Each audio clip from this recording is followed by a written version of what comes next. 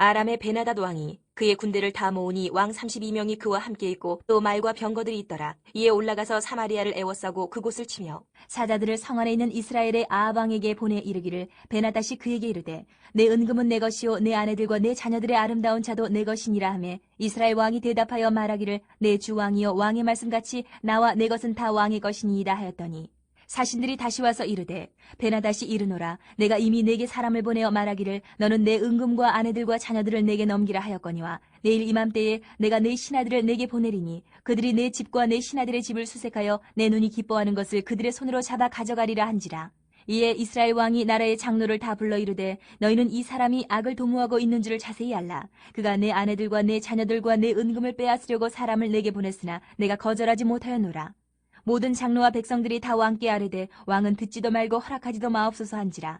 그러므로 왕이 베나닷의 사신들에게 이르되 너희는 내 주 왕께 말하기를 왕이 처음에 보내 종에게 구하신 것은 내가 다 그대로 하려니와 이것은 내가 할 수 없나이다 하라 하니 사자들이 돌아가서 보고하니라. 그때 베나닷이 다시 그에게 사람을 보내어 이르되 사마리아에 부스러진 것이 나를 따르는 백성의 무리의 손에 채우기에 족할 것 같으면 신들이 내게 벌 위에 벌을 내림이 마땅하니라 하매 이스라엘 왕이 대답하여 이르되 갑옷 입는 자가 갑옷 벗는 자 같이 자랑하지 못할 것이라 하라 하니라. 그때 베나닷이 왕들과 장막에서 마시다가 이 말을 듣고 그의 신하들에게 이르되 너희는 진영을 치라 하매 곧 성읍을 향하여 진영을 치니라. 아합 왕이 갈멜살 사건을 통해 여호와 하나님이 참 하나님이라는 것을 경험했습니다. 그런데 그에 걸맞는 모습을 보여주지 못합니다. 이세벨이 엘리야를 죽이고자 하는 것을 내버려 두고 또 본인의 나라가 또 북이스라엘이 한 번 더 위기를 맞게 됩니다. 아람의 벤하닷 왕이 32명의 인근 지역 국가 왕들을 연합해서 아합 왕이 있는 새 도읍 사마리아를 에워싸고 위협을 가하기 시작합니다. 이 벤하닷이 신하를 보내서 아합 왕에게 요구를 하는데요. 그 요구가 3절부터 나옵니다. 벤하닷이 아합 왕에게 이렇게 말하는 것을 살펴보면은 마치 왕이 신하에게 명령하고 요구하는 듯한 느낌을 줍니다.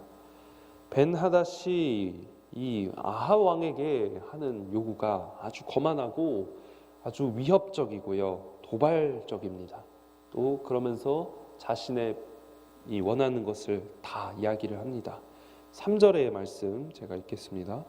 내 은금은 내 것이요 내 아내들과 내 자녀들의 아름다운 자도 내 것이니라 하매 아합 왕의 자존심을 제대로 건드는 거죠. 한 나라의 최고의 위치에 있는 사람에게 어떻게 이런 말을 할 수 있겠습니까? 심지어 아합의 아내들까지 내 거다, 내 소유다 이렇게 말하는 이 벤하닷의 말은요, 이스라엘 그 정권, 왕권 자체가 자신의 발 아래에 있다고 생각을 하고 네가 가진 그 아내들까지도 다 내가 취할 것이다, 완전히 이 나라를 식민 통치할 거다, 이 의미입니다. 그런데 이 얘기를 듣고서 아합 왕이 벤하닷 왕한테 아주 비굴하게 굴지요. 대답을 하는데 벤하닷에게 이렇게 부릅니다. 내 주 왕이여. 정말로 신하가 왕을 부르는 것처럼 벤하닷 왕에게 완전 겁을 먹고서 스스로 내가 신하의 위치에 있다는 것을 자처합니다. 처음부터 항복하는 듯한 느낌으로 아합 왕의 이 대답이 보여지고 있습니다. 그러니까 요구를 한 벤하닷 왕이 더 기세를 가져가죠. 6절을 보면 내일 내가 신하들 보내가지고 집, 그리고 왕의 집, 또 신하들의 집까지도 수색해가지고 눈에 보였을 때 그냥 좋아 보이는 거 다 가져가겠다, 약탈해버리겠다, 탈탈 털어버리겠다 선언을 합니다. 귀중한 물건뿐만 아니라 사람들까지도 눈에 보았을 때 좋아 보이면은 다 끌고 가겠다, 좀 이렇게 이야기를 하고 있는 것입니다. 이 말도 안 되는 요구에 아합이 이제 드디어 나라의 장로들을 소집합니다. 북이스라엘 지역 지도자들이 다 모여가지고 왕이랑 같이 회의를 여는 것이죠. 왕이 울분을 토하면서 이제 7절부터 이야기를 합니다. 이런 이야기를 하는 거죠. 아니, 이 벤 하닷이라는 작자가 참 악을 도모하고 지금 그 악을 우리나라에 가져오려고 한다. 니들이 섬기고 있는 이 왕이 힘이 없어서 이런 수모를 당했다. 너네들 화나지도 않니? 지금 이런 이야기를 하고 있는 겁니다. 지역에 있는 지도자들, 장로들을 다 불러가지고 나와 같은 마음 만들기, 동일한 이 분노를 품을 수 있도록 막 감정적으로 호소를 하고 있는 것입니다. 그래서 모든 장로와 백성이 왕에게 조언을 했죠. 왕은 듣지도 말고 허락하지도 마옵소서. 그렇게 요구하는 대로 다 받아주지 마세요. 이런 얘기를 하는 겁니다. 자, 그래서 아합 왕이 장로들한테, 백성들한테 의견을 들은 그 내용을 듣고 그대로 행합니다. 왕이 백성들이 하라는 대로, 장로들이 하라는 대로 하는 겁니다. 지금 막 특별한 리더십을 보여주고 있는 게 아닙니다. 자, 벤 하닷이 요구했던 그 첫 번째는 몰라도 궁전은 물론 백성들의 집안을 다 뒤져가지고 약탈하겠다, 그거는 좀 어렵다, 이렇게 얘기를 하지요. 이 대답을 들은 벤 하닷이, 그 왕이 경로를 합니다. 그래서 아람 군대가 이스라엘을 무자비하게 죽일 거라고 사마리아 성을 완전히 뭉개버리겠다고 경고합니다. 그래서 아합이 이제 대답하는 게 이겁니다. 11절. 이스라엘 왕이 대답하여 이르되 갑옷 입는 자가 갑옷 벗는 자 같이 자랑하지 못할 것이다. 갑옷을 입는 자는 어떤 사람입니까? 전쟁을 준비하는 사람이죠. 전쟁을 치르기 위해 준비하는 사람이죠. 갑옷을 벗는 사람은 전쟁을 이기고 나서 전투복을 그제서야 벗는 사람입니다. 다시 말하면 전쟁을 치르려고 준비하는 사람이 마치 전쟁을 이긴 사람처럼 자랑하거나 본인이 그렇게 될 거라고 감히 생각하지 말라. 길고 짧은 거는 대봐야 안다. 대보기도 전에 승리했다고 생각하지 마라. 아주 도발적으로 얘기하는 것입니다. 이전까지 보았던 태도와는 아주 단호하게 다르게 대답을 하지요. 그래서 이 벤 하닷 왕이 지휘관리소에서 지역 왕들이랑 술판을 벌이고 먹고 마시던 중에 이 얘기를 듣습니다. 분노하고 진영을 치라고 명령하지요. 그래서 군대들이 각자 위치로 가서 전쟁을 준비하게 됩니다. 우리가 오늘 이 말씀을 통해서 또 살펴보고 또 적용할 것으로 첫 번째로는요, 우리가 누구를 두려워하고 있는가 살펴봐야 합니다. 아합 왕에게 있어서 벤 하닷의 사마리아 새 도읍 포위하는 것은 아주 위협적이고 두려워할 만한 상황이 맞지요. 그런데 이 아합 왕은 이전에 경험한 것처럼, 갈멜산에서 경험한 것처럼 이스라엘의 참신 여호와 하나님을 이때 이제 의지했어야 합니다. 하나님께서 이 세상의 통치자고 전쟁까지도 주관하시는 분이라는 것을 깨닫고 아람의 군대를 두려워하는 게 아니라 하나님을 의지하고 그 군대에 맞서 싸우거나 아니면은 하나님에게 지혜를 구했어야만 하지요.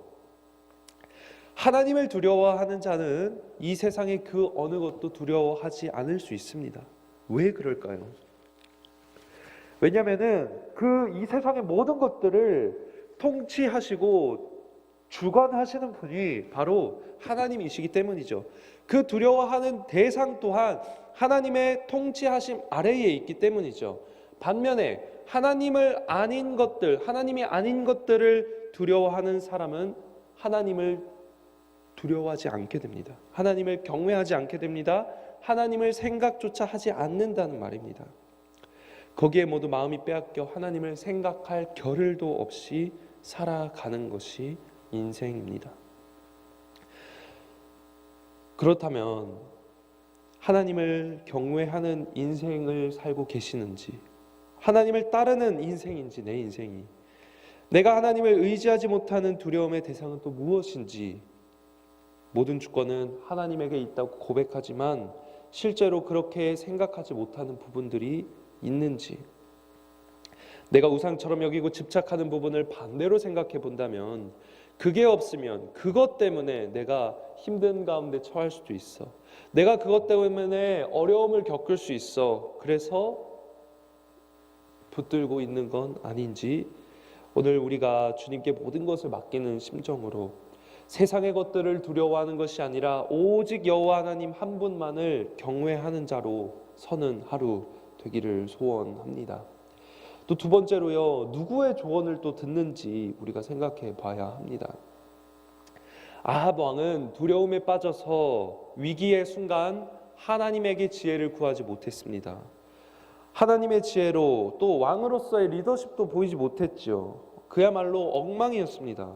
왕으로서 보여야 할 모습은 단 하나도 제대로 보여준 게 없습니다. 한심하지요. 이 아합 왕은 결국에 하나님을 경외하지 못하고 하나님에게 간구하지 못했습니다. 우리는 앞서 하나님 한 분만을 두려워해야 된다, 경외해야 된다, 이렇게 얘기를 나눴죠.